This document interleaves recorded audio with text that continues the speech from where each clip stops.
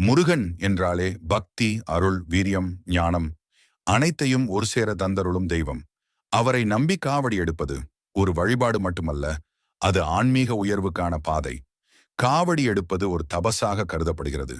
மனப்பாவங்கள், கடந்த கால பிழைகள் அனைத்தும் கரைந்து மனம் சுத்தமடையும். முருகன் அருளால் புதிய வாழ்க்கை ஆரம்பிக்க வாய்ப்பு கிடைக்கும். விரதம் இருந்து காவடி எடுக்கும் போது உணவு, மனம், உடல் அனைத்தும் கட்டுப்பாட்டில் இருக்கும்.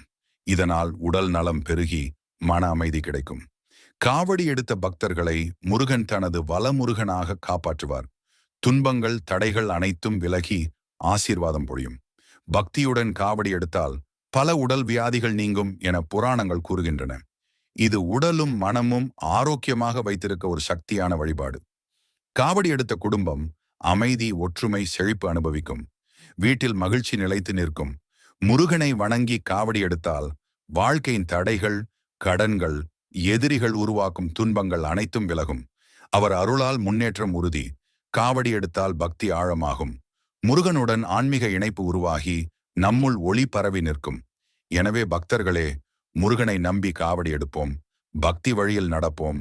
முருகனின் அருளால் வாழ்வில் அமைதி, செழிப்பு, ஆனந்தம் பெறுவோம். வெற்றிவேல் முருகனுக்கு அரோகரா.